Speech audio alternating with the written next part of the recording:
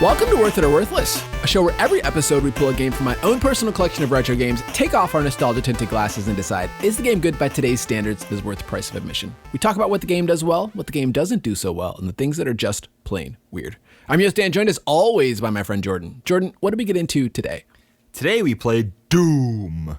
Doom isn't just a game about Master Chief killing spooky monsters on the planet Mars. It's also the story of humanity's quest to port this PC gaming classic to everything from the Super Nintendo to a pregnancy test to a graphing calculator powered by 770 slices of slowly rotting potatoes. What? Yeah. Okay, have you seen all the articles about all the places this game has been ported? Okay, yes. So like one of the famous ones was like somebody made it so you could play it in a tweet. Somebody else programmed it so you could play it on a pregnancy test. And then people came and said, no, that's actually just a video of Doom running on a pregnancy test. And so then another guy went and actually programmed it to run on a pregnancy test. Yeah. And then the most ridiculous example that I saw when I was looking up ridiculous examples of people porting Doom. Yeah. Some guy, a YouTuber named Equalo, he managed to power a graphing calculator with 770 slices of potatoes. You ever did that in science class where you like powered a clock with a potato? No. Well, how do you get power from a potato? Like there's like electrical charges in living objects, and apparently if you cut up 770 potatoes, there's enough energy in the slowly decaying potatoes to power a graphing calculator to run a black and white like line version of Doom. Okay. Yeah, Doom. That's how much people love Doom. They go to great lengths. Yeah. Yeah.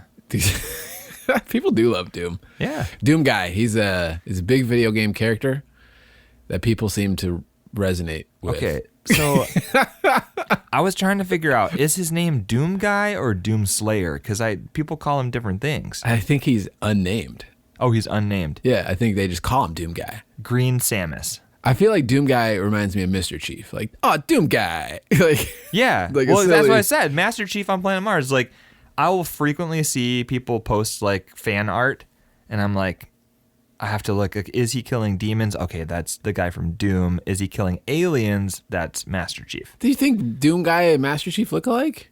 Yeah, they look the same. They're green, like robot looking dudes. I mean, no, like the Doom Marine has like short sleeves on. He's like kind of light blue grayish. You don't think that Master Chief ever gets green? Overheated and has to wear his short sleeve Spartan Mjolnir armor? Only in the show. Yeah. No, that's Master. That guy has a different name. We're calling him Master Cheeks. For reasons that we will not go into on a family podcast. I liked the first 2 episodes. That's all I saw, though. I only watched 2 episodes, and I did not like. I liked the first one. Anyways. Yeah, anyway. Doom. Doom is a video game that it took us 99 episodes to get to. Yeah, just like one of the most iconic video games of all time. Might as well wait till 99. Seems like a good number for it. I feel like we've been sparing people from the inevitable crash course that Worth It or Worthless seems to do to. What do you mean? To legendary video games. Oh, like you're saying you didn't want to cover it in case it was bad, and then people will get mad at us. That happens sometimes. That happens sometimes. Yeah. There's some of our 1-star reviews because people don't like what I said about Final Fantasy VII, which I don't. Well, I feel like that was undeserved. But whatever. 1 star. These guys talk about retro games from modern perspectives every episode. It doesn't make any sense. I mean, it might not make sense. It might not make sense, but that's what we chose to do. So every episode, they keep criticizing old games by modern standards. Yeah. Oh man, Jordan, you want to get into some fun facts? This is a video game that has been ported everywhere. It is. Yeah, I would love to hear some fun facts. I got a personal, I didn't do the Wikipedia deep dive this week because I got my own personal curated Wikipedia deep dive from Thematic Daredevil on Discord, and I got some great stuff to share. But you share yours first, because I want to hear what you came up with. Well, you missed a novel of Doom info on the Wikipedia. So I'm sure this was one of those. That's what I knew, and I just knew this is one of those games where people have literally written books about it. People have literally made documentaries about it. So Yeah, I feel like this is a bit of the Final Fantasy situation where it was like, oh, that's a franchise that has like a weird thing going on with it. It's not quite the same. Oh no, nothing is as weird as Final Fantasy. Like, oh, Final Fantasy 4 and 5 aren't, or like 3 is 6. 3 is 6. The whole thing. I'm just like, what is going on with this franchise? And then I sort of learned a little bit. And I'm like, okay. Well, with Doom, it was like, what is this? It's been ported everywhere. None of the ports are apparently correct or perfect. It's got the final Doom, the ultimate Doom. It's got like just all this stuff that confused me before I ever read this Wikipedia page. They keep making new games called Doom. Yes. That aren't Doom. Like it is Doom, but it's like, hey, what if we released a game in 2016 and called it Doom? But then we also had a game in 1993 called Doom. But then we also re-released 1993 Doom in like 1996. Yeah. Whatever. I don't know. Yeah. There's a lot of Dooms. And if you turn it upside down, it's Wood. Wood. It's a game about lumberjacks. Well, you have Doom, and then apparently Doom 3 was supposed to be a remake of the first Doom. Like a reboot. And then Doom 2016 is yet another remake of the first Doom. They're pulling a Star Fox. It's Star Fox. Guys, we really only have one thing that we can do with this. Let's just keep doing it. And then like but if they made another Star Fox reboot today, we'd buy it. Yeah. Well, no. I'd go to the library. Okay, all right. Fool me once. Apparently Doom 2016, I think, was originally supposed to be Doom 4, and Doom 4 was originally supposed to be a remake of Doom 2. So what if we call it Doom 3 and remake the first one, then Doom 4 and remake the second one? Okay, you've proven your point. Let's get into those fun facts. All right, this is developed and published by id Software. Yeah. Of course. Like I don't know. So are you familiar with the names John Carmack, John Romero? John Romero is the zombie guy, right? No. Oh. Romero is a zombie guy, but I don't think John Romero of id/Doom is the same director that made Night of the Living Dead in the 70s, 60s, when did Night of the Living Dead come out originally? Night of the Living Dead, 1968. Yeah, I'm pretty sure that's not the same John Romero. Oh, that was okay. That was George Romero. Are they related? Oh my goodness. Yeah, he has to look it up. This is a thing. Why? Here we go. Why? Here we go. Why? John Romero. No relation to George Romero. That's really sad. Like, you'd think one makes zombie movies, one makes a game where you kill demons. Like, how are they not related? They got the same last name, same interests. Anyways, if you've been around games, you probably recognize the names John Carmack and John Romero. So I, as a scrub, I was just like, oh, Doom's the thing that people like. John Carmack, programmer. Apparently very good programmer that people like a lot. John Romero, programmer and designer on Doom. Tom Hall was the original designer on Doom. Apparently got fired. Because of having too many disagreements with John Carmack, trying to fight to get things into the game. And so I was like, this is why all this makes sense now. So yes, programmers, designers, John Carmack, John Romero, well-loved, well-respected peoples. The Johns, as they call them. And when they're on the move, people call them the Porta-Johns. Nope, sure don't. Jordan, December of 1993 is when Doom launched in Europe and North America on MS-DOS. Classic. That's like some of my earliest gaming memories was booting up DOS. Yeah? My mom wrote out on like a piece of paper what to click on, what to type in. It would not even click on because the computer just booted up in DOS, and you had to type in a string of commands to get the CD drive or the disk drive. I think our first one was a disk drive, not a CD drive. Did you ever play Doom like in its heyday in the 90s, or did you ever? No chance would my mom let us play Doom. Yeah, but you're gonna tell me you didn't ever watch or play anything your mom was like, you can't do that. So I'm playing Doom for this episode, and I'm like, man, this like style of gameplay is so familiar. And I remembered back, we had this. I think it was by this point it was a CD drive. We had this game that had like 50 shareware games on one CD. And one of the games on there was a game called Catacombs. Yeah. And Catacombs, you were walking in a world that looks very similar to Doom. It's brighter. Yeah. And you're holding your hand out in front of you, and you can launch fireballs. Yeah. And I was like, oh, man, I played this Doom clone when I was growing up. And then I Googled Catacombs, and I found out, no, Catacombs actually came out before Doom. And they actually got some like inspiration from this random like shareware game they had when I was a kid. Dan is giving me the most skeptical look right now. Yeah, about, I have there's to be giving no you the chance. And it's not like a big game. There's not a whole lot out there about it. It's a real thing though. I'm not just making this up. The thing is, like, Wolfenstein was kind of like id's whatever, like according to the Wikipedia. I think. Yeah, when did that come like, out? Wolfenstein was like I think 1992. Okay, Catacombs, 1989. Well, okay, was it like a dungeon crawler, or was it like a first-person shooter? Guess who made it? John Carmack and John Romero. Like, this was the game. Yeah. All right, fine, whatever. I didn't look into like the history of id's sort of first-person exploits, but so I know Wolfenstein was sort of like. That was Catacombs. That wasn't a first-person one. That was like a top-down kind of looks like.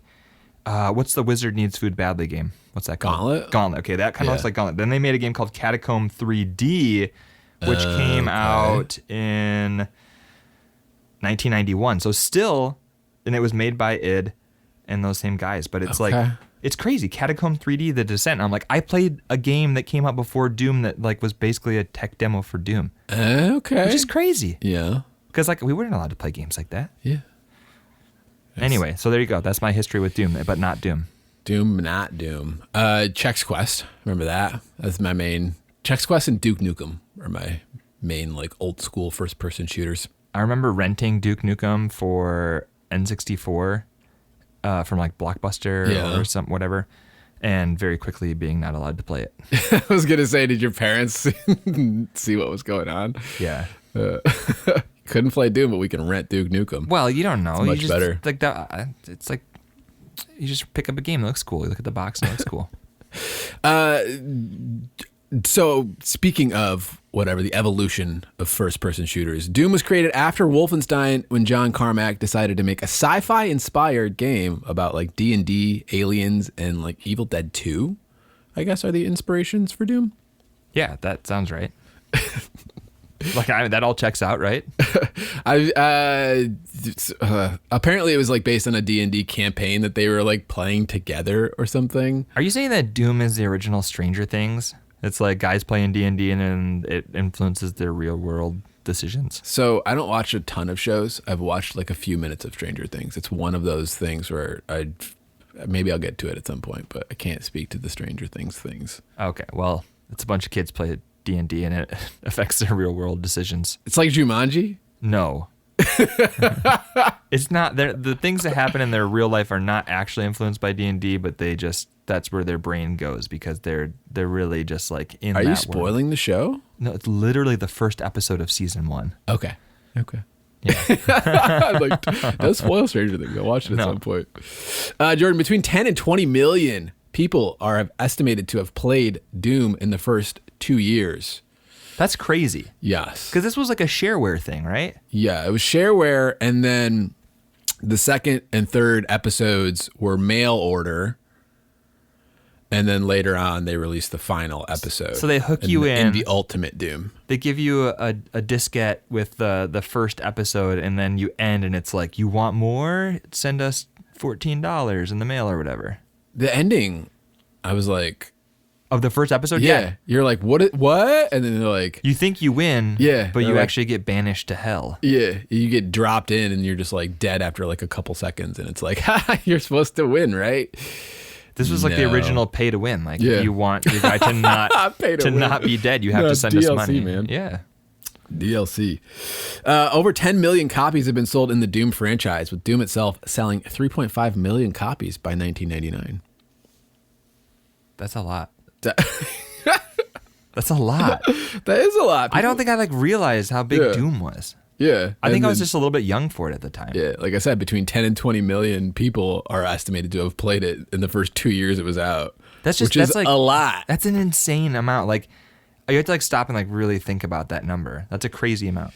Well, it was like, reading Wikipedia, it's like this game was a real problem because the multiplayer aspect and playing on networks overloaded I don't even know. I can't. I did see that. I saw that speak, two different universities in Houston had their entire networks taken down by people trying to. Yeah. So like, which you're talking about early '90s computer network? Are we? How robust was it to begin with? But still, yeah. So admins had to make like Doom specific rules, like you can't play like Doom during work hours or like just this whole. It's amazing. It was one of the, it's one of those like cultural things where it was a big deal. Games changed after Doom.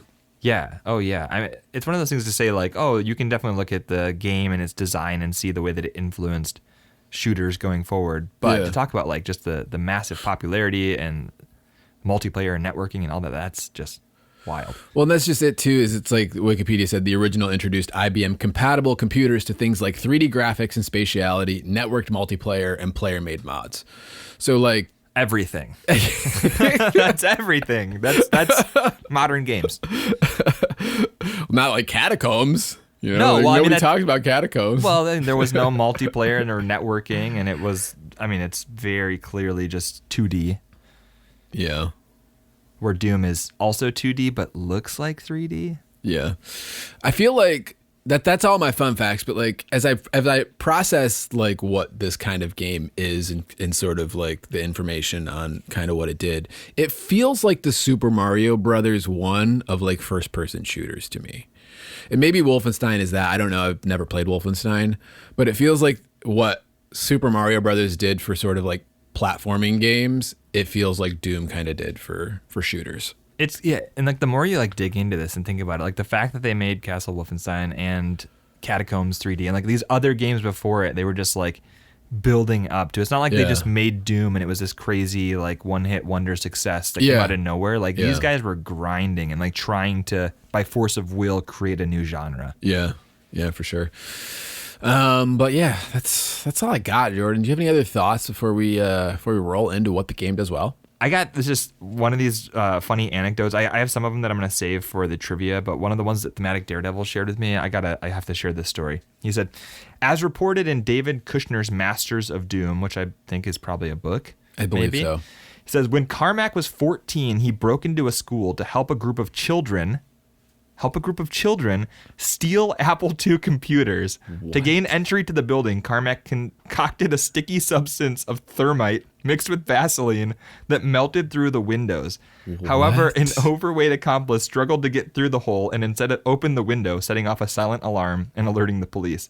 Carmack was arrested and sent to a psychiatric evaluation where he was sentenced to a year in a juvenile home. There's a little bit of backstory into this guy. He loves computers. That's insane. I love that he was helping a group of children steal Apple II computers. And just like creating a thermite bomb to melt a window. I should let you do the fun facts. Well, no, Thematic Daredevil sent me that, but that was just too good. I also have a fun fact of the show, Dan. Yeah? What is it? We're back. We're here. Bro, you're back. We're back. It's July Snell Computer in September. Yeah. Well, there was some stuff going on in my personal life, and we needed to take a break. Yeah, and we've had to do that before, where it's just like, you know, we love you guys, we love the podcast, but sometimes we got to take a little step away. But we're back. We're jumping back in the saddle, seeing how this thing goes, and we're back, and we're glad to be here. But for right now, let's jump into what this game does well. Jordan, the first thing that I have that the game does well is sort of like a generic feeling that I liked when I played Doom. And maybe it can cover some other things. I don't know what you have, but I have like, there's a simple purity here that makes this game like fun and appealing to me. Yeah. Like you're just kind of running around. You don't have vertical aiming in this. You're just kind of trying to center the enemy, whether he's on a plane above you or like level with you or like floating. Like you're just trying to like get the enemy in the center of the screen. You're shooting, and like I like that you don't aim. You're kind of sprinting everywhere. You're solving these very small levels that have these short par times, like of a minute and a half or like 2 minutes, and you're just kind of there's something pure and simple here that I like a lot. You kind of have to wonder, like, what were those things that Tom Hall was like trying to add in that they were butting heads with? Like, was it trying to make the game too complicated that would have gotten away from that like pure simplicity? Who knows? Well, but they definitely knew when to stop and not just add a ton of stuff in. Part of what I was reading about the disagreements. Is like they were trying to get away from like the hallways or like the feel of like Wolfenstein and try to get to like a more of like a different sort of architecture and like a different look and feel. And some of the stuff that he was trying to put into the game, they were not like thinking that it aligned with the vision that the studio wanted. And enough people disagreed with Tom Hall that it ultimately became a problem. He was spending less time at the studio, and he was saying apparently he had to like fight with Carmack to get like things that were obvious improvements into the game, like flying enemies was the example Wikipedia used. Oh, okay. Into the game. So it was just one of those things where it became too much of a headache to continue. Gotcha. There, so I definitely agree with you about what you were saying though about there was some stuff that like I put down the goals for each level, which takes a super simple game and like you end the level and it tells you how many enemies did you kill, how many items did you collect, how many secrets did you find, and then it gives you a par time. Yeah.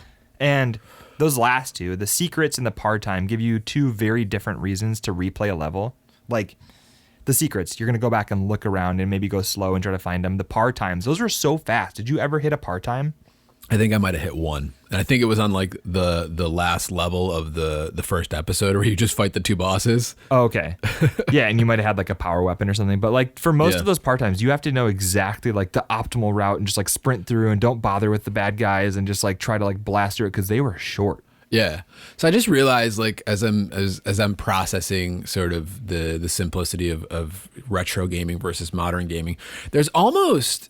It's not like an arcade game. I don't want to say that, but it almost feels like way more of that era of like, not like Doom is like simple necessarily, but like arcade game design is like simple score chasing. You're doing kind of one thing and like trying to do it well.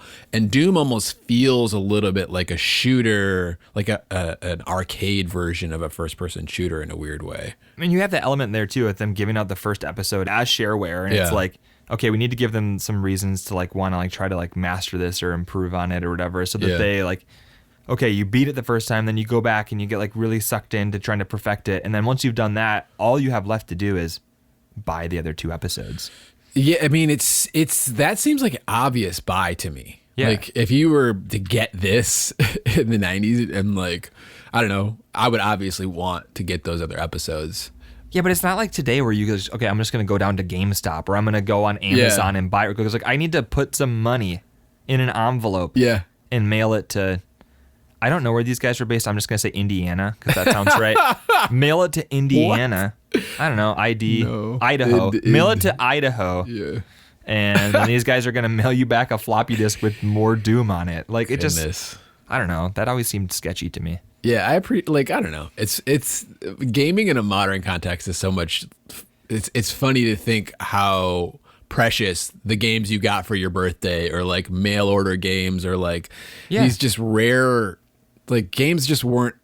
We weren't like inundated with games back then the way we were today, and it's just like something I appreciate about modern games is just like, oh yeah, I'm just gonna go on Steam for a Steam sale and just get like all the things. There are literally 1 million games. 1 million. More than that. I don't know. There probably is more than that. There's a lot of games out there, and you can just go and click on any of them, and instantly you have them, depending on your internet speed. Video games. But yeah, like there was just something about this game, like just I felt, because like those levels being so short, like I feel like you can just get a little bit of Doom in here and there and feel like you've kind of done something or made like a little bit of progress. Or like I played a little bit of the PC version. Like I don't even know, man. I have like there's the remake version that's on modern platforms. Yep. And then there's like the originals / remakes on Steam, but like they're not the MS-DOS, but like the one version I have on Steam I think runs in like DOS box or something. Like it's like I don't know, man. This simulated DOS on your computer. But the modern, like I played the first episode and part of the second on Xbox remake, and there's like a quick save feature. Yeah. So that's even nicer too, with like the modernization of like get a little bit of Doom in or like play as much as you can. They also on like the Switch and other modern consoles, it runs at like super buttery 60 frames. Like it feels amazing. HD, which you wouldn't be getting back in the day. That's good. Yeah. Not HD pixel art on your IBM. No. Not unless you had something I didn't have. With your Sound Blaster. Oh, yeah. Sound Remember Blaster. sound cards? Yeah. Oh, yeah. Remember graphics cards? Remember when computers needed GPUs? What else do you have? Okay. I don't remember. I never got into that. Another thing I want to point out is that the fake 3D here, like that 2.5D or whatever, they're taking 2D sprites and putting them into a 3D composition. It has aged a lot better than a lot of early 3D games. Yeah. I don't know if it's the fact because they were using the 2D sprites or what, but like the actual look of it has aged pretty well. Yeah, I mean, I would say in the same way, like, yes, pixel art ages well, generally speaking. Like, Yeah. It's a lot more pleasant to play like pixel art games than it is like PS1 games, for example. There's also like the fact that you're kind of like moving slow enough. I'm trying to think of like when we played Mario Kart, Super Mario Kart, or other games that have like Mode 7 where they're trying to do this, take 2D and like put them into a 3D space. Yeah. You can like sometimes end up getting like a headache. And I don't know if it's because they're using like the confined hallways and stuff and you're not like having this stuff way out on the horizon, but something about it just didn't feel as headache inducing as some of these other early 3D techniques. Well, like Super Mario Kart, I feel like there's no verticality to it. Yeah. Like it's just flat walls that don't like stick out of the ground. So maybe there's an element of like that causing a headache. I don't feel like Star Fox is the same kind of thing, but that's like proper quote unquote Mode 7 3D. Even that just feels a little bit wonky sometimes though. Well, I mean, yeah. Because they're trying to like display this big open space. And I think that Doom definitely benefits from not being that ambitious, like trying to scale it down into these tight areas. Yeah, for sure. I mean, the game, yes, visually the game holds up just fine. I have no problems. I mean, I'm not going to say like, I don't know. I'm neither here nor there on it. Cause sometimes you do get into like, it's not really the visuals. It's more of like the level designs where you, you need to hit the switch in this corner and it's like this flat skull against the wall that you may or may not see. And it's like, you can't see where certain hallways are. It's dark. The whole game is dark. Well, you're Doom guy on Mars trying to save the world. I mean, it makes sense. Spoilers. It would be kind of for the second game. It would be kind of, in the second Doom 2, does he come and try to save Earth? Yeah. Doom 2, Hell on Earth. Oh, no. Dun, dun, dun. Jeez, man. Guy can't catch a break. Coming in episode 199, Doom 2. Jordan, another thing I have, speaking of like, sometimes it's hard to figure stuff out, the map. Yeah. Like, I was so glad this game had a map. I had it written down as the rarest of rarities in a late 80s, early 90s game is an actual decent map. Yeah, if this game didn't have a map, there's just no chance. No. Oh, no. Like, I would just not have had any fun. Yeah, because it's like I said, it's dark. You kind of don't have a giant library of textures, so it's like everything kind of looks similar. And so the map is the huge saving grace that makes it all work together, is because you're like, okay, I'm on this side of the map and not way back where I started. And you can actually just look and see where you are, where you need to go. It's huge. It's huge. A classic frustration with certain retro games was like getting stuck. Yeah. And the map is pretty much the single saving grace here of like not, because I mean, Doom is essentially like you're solving puzzles in every level. It's where are the keys? How do I get to where I'm trying to go? And the map sort of, it's not perfect, but it's good enough to help you. I mean, I was playing through the second episode and it was like, where am I supposed to go?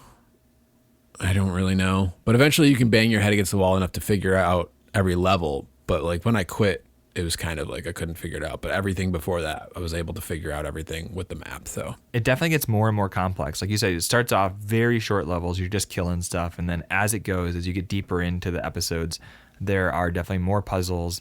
And you definitely need that map. So you can look at what areas have I explored, where have I not explored, and trying to figure out where is that last key that I need. It would be a miserable experience without the map. So the story of this game, as I was reading it, so Doom Guy gets ordered to fire on some civilians by a commanding officer or something. Martian civilians or human civilians? Human civilians, I think. I think he punches his commanding officer, so he gets sent to like a dead end outpost on Mars. Okay. And then there's some like they're testing teleporting technology. Oh no. And that's how the demons get in or something. And then as the demons are like killing everybody, you're ordered to like stay on the sidelines or something. And then you go through the base to get revenge. And all of that story is not in the game. No, not so much. Yeah, okay. Apparently it's in the manual. But I was just thinking about like this UAC base. Like there is like clearly like demonic like stuff in this base. I'm kind of confused about what's happening here. I don't know. Maybe they're just messing with stuff they shouldn't have been. Messing with stuff? Just like their taking over the teleporter base? was just a giant Ouija board.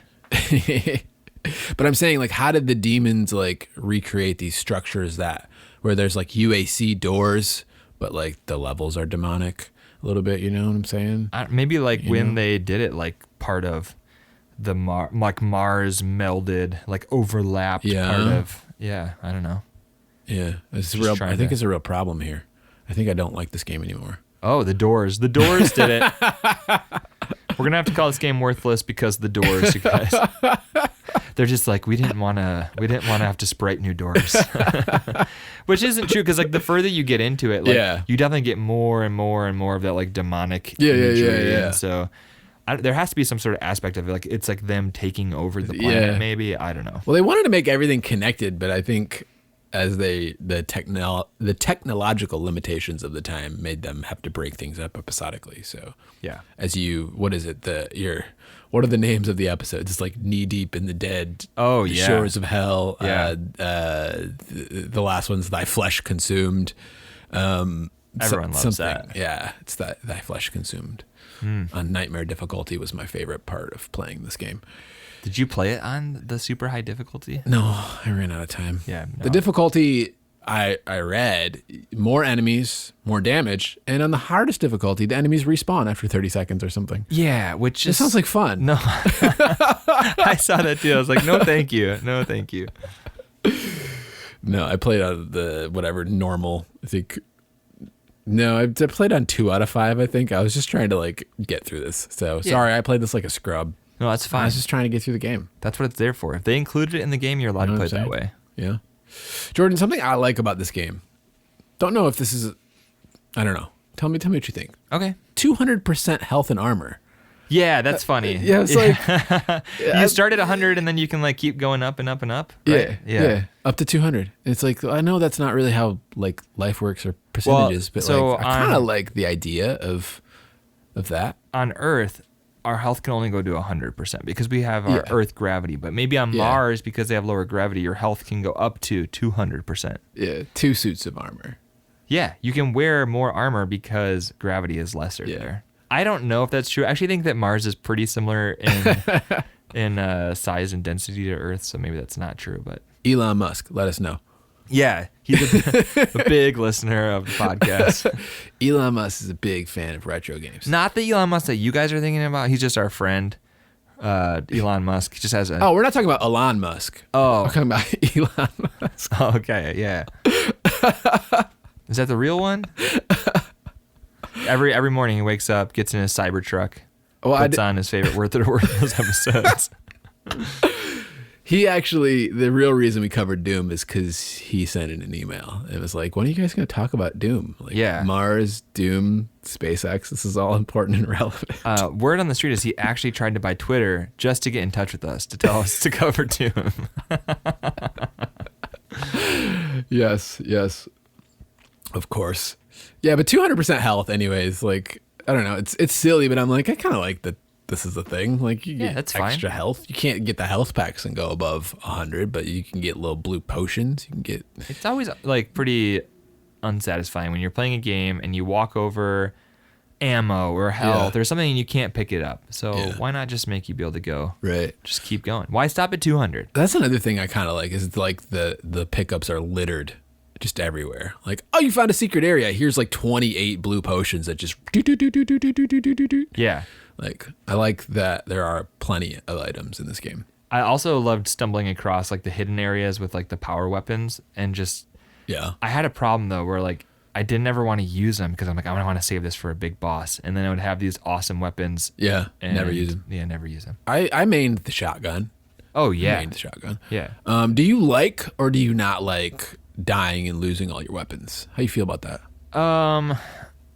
I mean, so I die a lot, so I would prefer to keep all my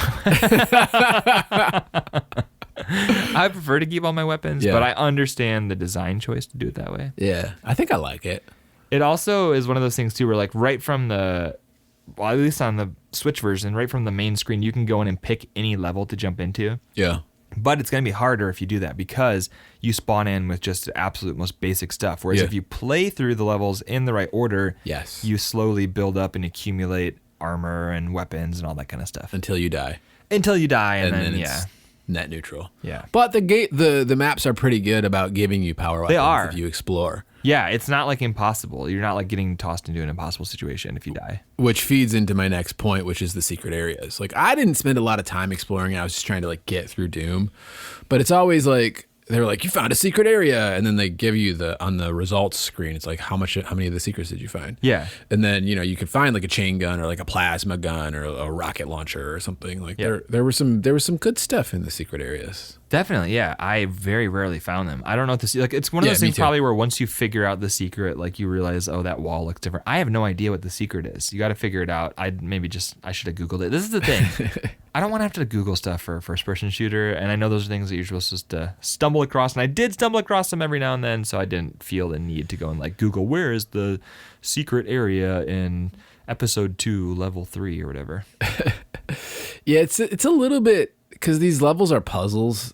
So I'm like, you're kind of already looking everywhere. You're looking everywhere. Sometimes you're just trying to get out of the level because you're just over it. So I'm not really like, it's like, oh, the par time is 2 minutes. You took 12. Like, yeah. Oh, that was me all the time. So the first episode, not so much. And then you get into the second and third and it was like, yeah, those par times were never going to happen. I'm pretty sure there was a par time of like 2.5 or 3 minutes that I took 20 minutes to find. Yeah. To figure that level out. So it's just like, I'm not necessarily looking for secrets at that point. I just want to find the stinking key. Yeah. So, but nonetheless, I like the secret areas I hear. They probably are essential if you're playing on harder difficulties and you're dying and trying to replay the levels. I'm sure they are.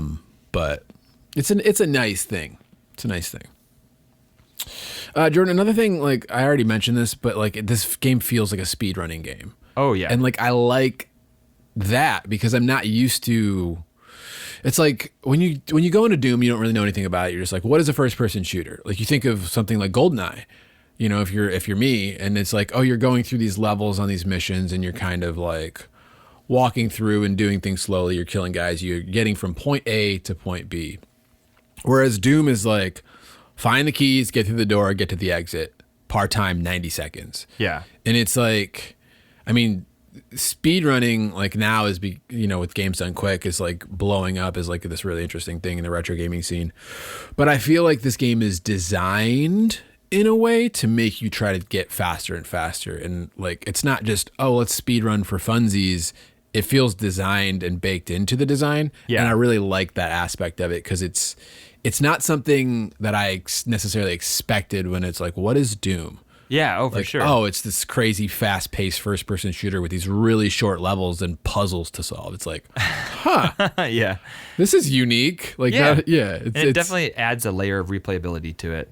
Yeah. Or just giving you more time to spend in the game if you want that, if you want to make the experience last longer. But today you have so much to add to that. Like if you buy it on Switch, or I'm assuming the other modern consoles, they have a whole section of, not mods, what do they call it in this? Add-ons. Yeah, add-ons. But it's mods, yeah. Yeah, they're just mods where you can go and like there's an almost infinite amount of Doom that you can play. Well, it feels like to me, like what I was talking about in the Mario 3 episode, how I've played that game so many times that I'm just like looking for new experiences inside of that game. Yeah. It feels like this is just another layer on Doom where it's like, okay, well, how fast under the par time can I get? It just makes the game a little bit more interesting, or like the levels are so small that you can kind of just like do it slowly over time. Like I can imagine at the time if I had Doom and like I didn't have a network with 4 people to play deathmatch with, like the speedrunning stuff kind of probably made the game a lot more fun and interesting and replayable. Yeah. Jordan, do you have anything else what the game did well? That's it for me. All right, let's move on to what the game didn't do so well. All right, this is going to be kind of interesting because as I look at my list, the things that I have written here are like all kind of tied into things that we liked about the game. Yeah. And I think there's an aspect of when you're playing retro games like this, especially one like as iconic as this, where like it kind of laid the groundwork for a lot of stuff. You see the stuff that you really gravitate towards, and the stuff that you pick out and you're like, man, that's influential, or that was like that's cool. But then you also look at that and you see how that thing, because it was so good, has been iterated upon and evolved over the last 30 years. Yeah. And you can see like where that thing also has lacking. So like it's gonna, when I have my points here, it's gonna be like, wait, you just said that was a good thing and now you're saying it's a bad thing. And I think that can happen when you're playing a nostalgic game. Yeah. Because there are definitely good things on there, but then we've also improved on those things. Yeah. So for example, you talked about how you like that the aiming is really simple and locked, and you just got to get the bad guy in the center of the screen. But one of the first things that I wrote down that I didn't like about the game is that the vertical aiming is locked. Yeah. And it was the main thing to me that made it feel so dated. It does auto aim like up or down for you, but it's not always perfect, and like you feel like you have less agency over what you're doing because you're locked to only horizontal aiming. Yeah, you can't jump either. I forgot to write that down, but like, yeah, it's one of those like, oh, there's this like window or something, and I just need to get to the other side. I'm struggling with this puzzle, but like I can't get to it because for some reason Doom Guy has too heavy armor. He can't jump off the ground. I would like to see you try to jump with 200% armor on. I might. That's a lot of armor. You got some armor? No, we have to go to Mars. Got a weight vest. I'll put a. I'll put a. What? How much would that weigh if I had 200% armor of my own weight? A lot. I'll put a 300 pound. I'll jump at 300 pounds. I actually took a lot of inspiration when I was a child. I watched a lot of Dragon Ball Z, and so I always, just like Piccolo, walk around with a weighted cape and turban. And I'm always ready to just whip those things off and go into beast mode. Guys, it's actually true. He wears like baseball donuts around his wrist. Baseball donuts? What is that? What is that even a thing? Yeah, the donut is a weight that you put on a bat when you're warming up. Oh. And it makes the bat heavier. That's a real thing. That's a real thing. Baseball, wow. Yeah, it's just a weighted circle. Just put it on a bat. All right. Makes it heavier. And then the bat feels lighter when you go to swing it. It's a crazy concept. Anyways, what were we talking about? Jumping? Can't jump in Doom? No, the vertical aiming. Like we don't like the physics. The physics in Doom. You said that. I was talking about the aiming. The aiming, like the fact that you can only aim horizontally and then it auto aims for you up and down. Yeah. I don't know, man. I feel like the simplicity is great. But it's also one of those things that, like, today, if you bought a shooter and you could only aim horizontally, like, that would feel weird. It depends. It really depends, because I feel like it works for the design of this game, with it being, like, breakneck speed solving puzzles. Yeah. Like, it's not that the game isn't about shooting. It's just, like, it's about all of the things. It's about running quickly and solving puzzles and shooting enemies as you're trying to do that. If the game was more focused on gunplay, it would be a problem. But I feel like the enemies they serve as almost just obstacles in the way of solving the puzzles. Yeah, rather than the fun gameplay to, you know what I'm saying? It's like, I think that perfectly segues into my second point about what the game doesn't do so well, at least in my experience. And that is, I was expecting to run around and shoot stuff, and there was a lot of puzzles here. And maybe I just suck at simple puzzles, but I felt like I got stuck way more often than I should. Yeah. And like you mentioned, like, the level says par time, 2 minutes. It's like, no, that just took me 20 minutes. I obviously missed something. I'm wandering around, and like I got to the point a few times where I'm like, should I just restart the level? And I did restart the level on a couple occasions, and then got stuck in the same spot again. And it's like, why? And then you just wander around until you figure it out. But maybe it's just me. I don't know if the puzzles could have.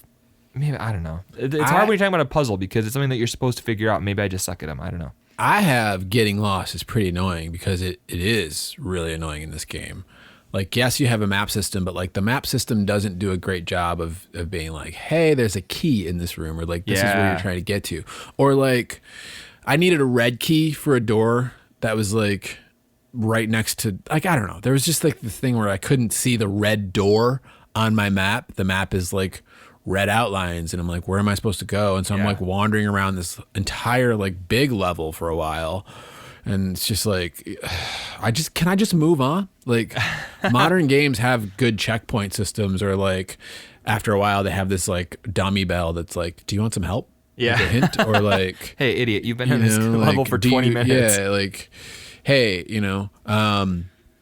so yeah, getting lost is frustrating, especially because of the map, like the way that things are laid out. Like you can't necessarily see there's a hallway around a corner unless you look at it from the perfect angle. Yeah. So sometimes a wall might just like look like it's flat, or it might, it might be like blending in somehow together, and you might not know. And I think unless you specifically walk close to it, maybe you can't even see like the map. The map system doesn't actually change and show you there's something there possibly. It loads as you enter Yeah. areas. Yeah, this is fine. I'm sure all of the Doom purists are just screaming "Get good" at us right now. Well, but, whatever. As Business Doom as newbies, usual. as Doom newbies, we definitely ran into some. This is why I didn't want to play Doom. No, it was. No, it's not that. That's the thing. I don't want to overshadow the fact. Like it's a good game, but Is it? Okay, well, let's keep talking. What about you? What do you got? Jordan, I actually only have a couple points, and I already told you. That's true. You're like, I only have 2 points for what it doesn't do so well. It's like, okay, well, that's fine. Here's my other one. Switches don't always tell you what they open, and that's pretty annoying. Oh, you hit a switch. You hit a switch, something and something happens. Yeah, but you don't know what it is. You're like, right. All right. So like, just lack of clarity is just like. Cool. Like you didn't even give me a message. Like yeah, you don't need a cutscene to like show you a door opening. No, Or just tell me yeah. like a door opened or something, whatever happened. Yeah, like it just plays into the lack of clarity or hand holding. Like just give me just help me out a little bit. Like I don't like feeling lost. I don't like taking 20 minutes to beat a 3-minute level. I don't like just being completely clueless about what I'm supposed to be doing. yeah. But yeah, like I think the level where I quit playing, it was just like, I literally have no idea what I'm supposed to do. I'm hitting this switch. I don't know. Yeah. Like I think I'm supposed to get through this giant door with a demon face on it. I think it's a door. It looks like it's a door from my map. I can't really tell. I've been pretty much everywhere that I can think of to go. Don't know what's going on. Did you try using the secret password? No. I usually walk through games screaming "Open Sesame" at my controller, just in case it has like a microphone in the controller or something. Gotcha. Yeah, no, I entered the it's time to record a podcast code, and so I had to stop playing. Okay. Hit a literal dead end and just said that was enough. We played enough. Yeah, it's trying to play more. Didn't play as much of this game as I would have liked, but It's Doom. It's there. It's Doom. It is. Yeah, it was like It'll be there when every you go back level was like, this is Doom. This sure is Doom. Doom. Yeah. Yes, Doom. This There you is go. Doom. Yeah. That ties Doom. into my third point, which we spent a lot of time praising the simplicity of the game and how it makes it still hold up today. But the fact still stands that this is a very simple game. There's not a ton of variety, and Dan, even you alluded to that in the earlier segment about how stuff kind of starts to repeat and it can all look kind of samey, even with the mods, like the add-ons where you load them up and it's like, okay, this is Doom, but now it's green. Oh. Where like normal Doom is red, but this is like, okay, everything's like a slime monster, but it looks just like Doom, but it's green. Yeah. So very cool. The simplicity definitely makes it hold up today, but the fact that it's all kind of samey makes me not really care to try to spend a ton of time going through all of the 4 episodes and all of the add-ons, like all the stuff, because it's like I kind of know what to expect. It's going to be more Doom. Yeah. I'd be curious. I've only played a bit of Doom 2, so I'll be curious to see how it feels compared to the first one and what they added. I think I've only played like 1 or 2 levels of Doom 2. And maybe that's it. It's like you like Doom, you like the core concept of it. How did they take it and continue to iterate on it? Yeah, for sure. Do you have anything else about what the game doesn't do so well? No, that's it for me. It's pretty bare bones here. All right, Jordan, let's move on to the rest of our show then. All right, Dan. What would you pay for the experience that you had with Doom? What would I pay? So I feel like I had enough Doom without having played all the episodes. Yeah. I'm not chomping at the bit to like. I am interested in the little bits of story. Like I loved when you finish the first episode and it like drops you in a teleporter. Especially not really realizing how Doom was laid out. Yeah. Like I was like, oh, this is cool. Oh, I'm in a room full. Can I kill all the enemies? No, it's just roll credits. Yeah, they drop you into a room just full of whatever those creepy pig and monster you're just things dead. are. And then you wake up in episode 2 with just a pistol. What? What happened? Why did they not murder me?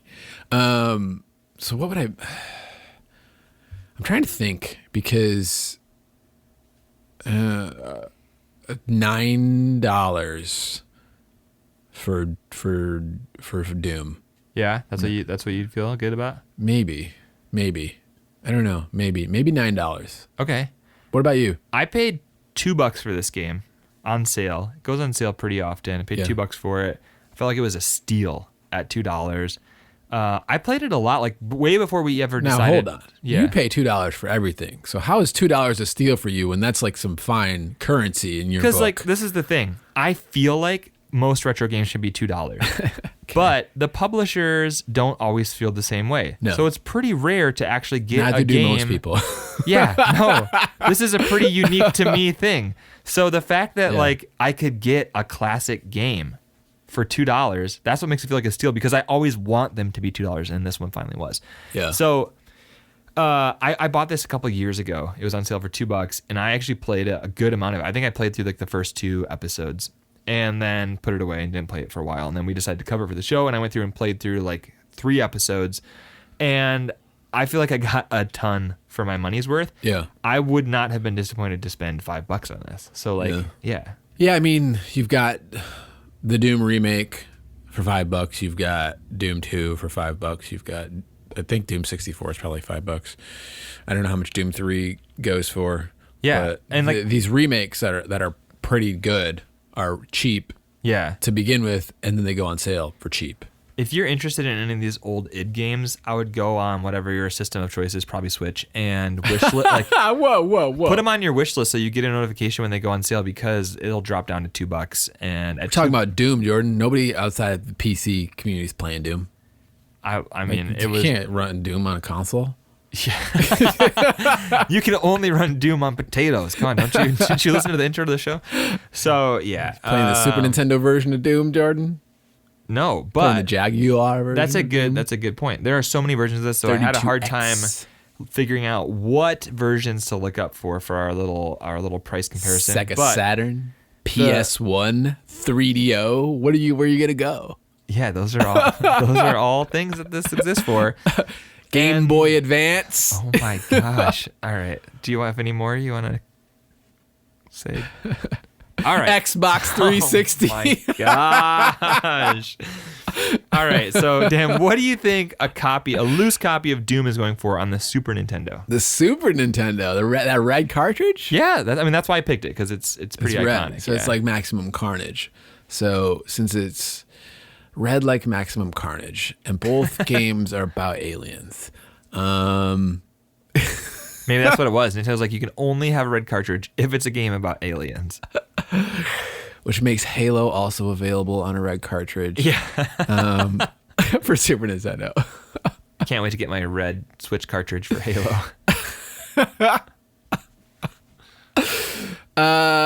Do they make colored Switch cartridges? I don't think so. I was literally just thinking about that. That'd be kind of cool.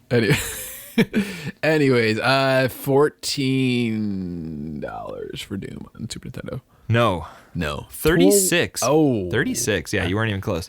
I feel like it was cheaper than that a few years back. I'm sure it was, Dan. Everything has gotten crazy expensive recently. Yeah. So $150 if you want a complete copy on the Super Nintendo, which is ridiculous.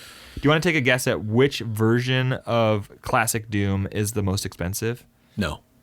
You don't want to guess? No. Okay, it's the It's the Sega Saturn. No, that one was pretty expensive, but it's actually the Super Famicom, $87. But the complete version is only $91. So like, might as well just get the complete version for $4 more. Oh goodness! You want to take a guess at the cheapest physical copy of classic Doom? Cheapest physical copy. And you got the 32X version. You've got, is this loose disc? Yeah, Loose it is. disc, Sega Saturn, PS1 Doom. Yeah, the PS1 Doom. Actually, I didn't see a regular Sega Saturn, but the Japanese Sega Saturn was pretty expensive. Of course it is. Of course, you can get this for, like we said, $5 on Switch, PS4, Xbox, Steam. They go on sale frequently for about $2. So. How about don't play a retro version of this since they're all apparently insufficient in some way. Yeah. Apparently every retro version of this game was not a good port. Yeah. I shouldn't say that. You've played them all? No, but what I've heard as I've talked to our friend Shiffish. Yeah, big Doom guy. Big Doom collector. Not Doom guy, but a big Doom We could call him Doom guy. Shout out to our friend Doom Guy, named AKA Shiffish on the internet. Yeah, it seems like, because this is another, I don't know if this is subconsciously why it took us so long to get to Doom. It's like, which version do we cover? Yeah. Oh, Like, I don't you know. said that numerous times when we kept talking about like Doom. You're like, which one will we cover? Yeah, like, do we do the PS1? Like, everything, like, this is why this version sucks. This is why this version sucks. This is why this version. It's like all the versions suck except for which one's good. Well, the original. Okay, well, like, no, like, not a thing. How am I going to play this game? Well, so I played it on the Switch. What'd you play it on? I played it on. I played the first episode on PC with my like Doom Classics bundle from 2012, which I think was like, yeah, I don't know how faithful like the original version of Doom is on the Steam port of it, which runs in DOSBox or something. Nobody ever got the actual version of Doom, so it's okay. But then I played an episode and a half of the second Xbox One remake. There you go. The version that you played on Switch. Yeah. With quick save and add-ons and controller support, although PC version had controller support too. You don't want to play this with mouse and keyboard. It's kind of like everything. You just don't want to play it with mouse and keyboard. So are we going to say worthless on retro consoles, worth it at $5 on modern consoles? Yes. Yeah. I got the Doom class. Like, okay, so I looked at my Steam transactions today and it was like Doom Classics Complete 2012, which is like Doom 2, Master Levels for Doom, and I think the Ultimate Doom. Like, I don't know. It was like 4 like games. Classic Dooms. And then when I looked today, it was like there's a bundle now on Steam for like $19 that's like original Doom, Doom Remake, Doom 2, Doom 2 Remake, Doom 64, Doom 3, like it was like all the Doom that you could ever want for like $19. It's like, okay, I love the naming conventions of this game. It's what Microsoft hoped to be, but never could. Anyways, so yeah, I mean, even that's probably worth it if you're gonna go on Steam and get a bundle for $19 of like all the things. Like, yeah, but you could really just, if you want, like, if you're not like a purist, like if you're just like, oh, Doom is like interesting to me, the ports, the modern remakes are gonna be good enough. I remember watching a video a while ago, I think from like Digital Foundry or something, like breaking down some of the problems the remakes, where it was like there were just certain like issues with texture and audio and like stuff like that. But I guess a lot of those have been ironed out and the current versions are pretty good, whereas they weren't as good when they initially came out. Okay, if you care about any of that stuff, you already own Doom, and if you don't care about that stuff, just buy it for $2 when it goes on sale. Yeah, I think it goes on sale for $3, Jordan. No, I bought it for $1.99. $1.99. Yeah. All right. I think the 64 one goes on sale for $3 maybe. I don't know. Anyway, worth it. I'm saying worth it. Worth it. Yes. Look at that. $5 worth it. Air 5. Air $5. Jordan, do we have trivia? Yes. Today? Yes, we do. Thematic Daredevil sent me so much trivia, and I had to try to figure out what were you not going to use, what would maybe... Now, hold on. Thematic Daredevil, have you been holding out on us? Apparently. Are you Doom guy number 2? It was funny. At one point... Are you Doom 2 guy? At one point, he said, Doom is so influential, there are a zillion websites and largely similar history and stories everywhere, so I'll stop sending you stuff now. Partly because the aforementioned zillion places, and partly because I'm going to go spend time with my wife. So, yeah. All right. Well, hit me with it. All right, here we go. Number 1, which movie gave Doom its name? So Doom. Okay, I'm going to give you some options. Dune. Doom. Doom gets its name from a quote in one of these movies. Was it Aliens, The Color of Money, Evil Dead 2, or Gleaming the Cube? The Color of Money. Thank you, Wikipedia. Yeah, it says the game originally had a working title of Green and Pissed, but Karnak soon named the proposed game after a line in the film The Color of Money. What's in the case? Oh, and here? Doom. Doom with all capital letters. Yeah, if you maybe, watch the movie with subtitles. Oh, really? No.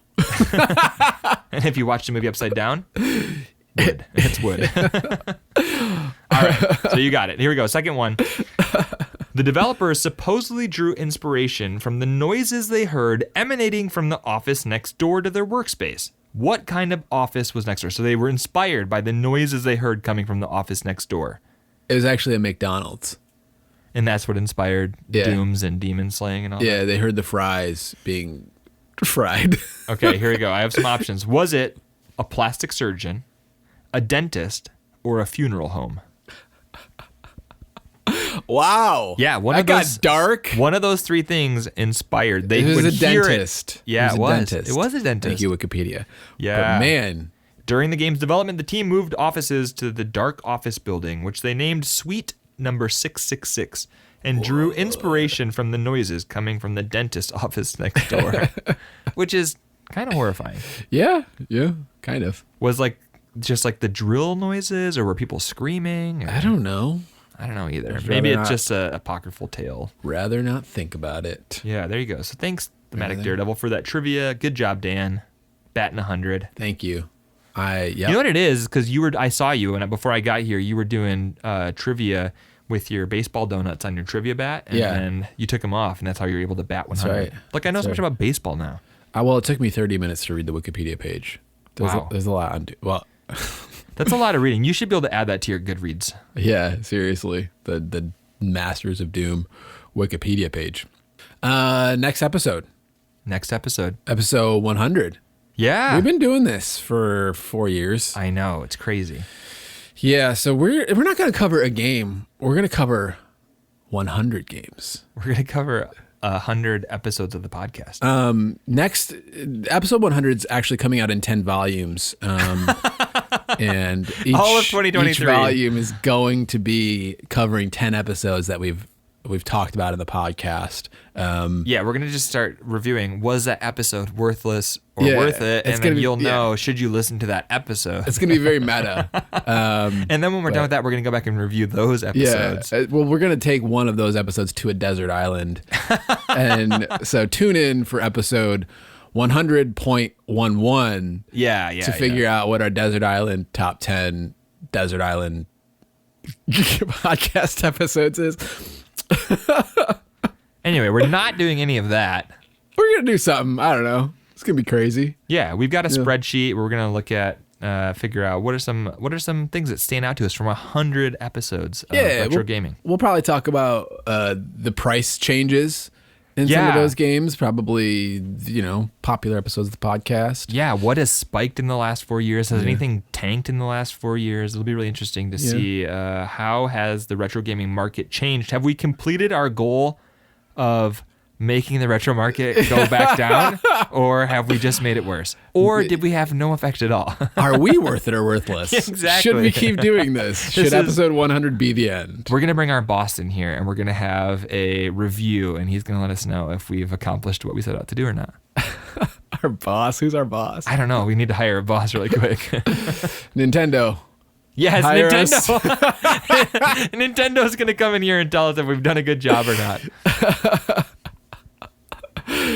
Yeah, it's gonna be an episode. It will, yeah. It will knows? be one of the episodes of all time. It will be an episode in your podcast feed. I can promise you that. Yeah.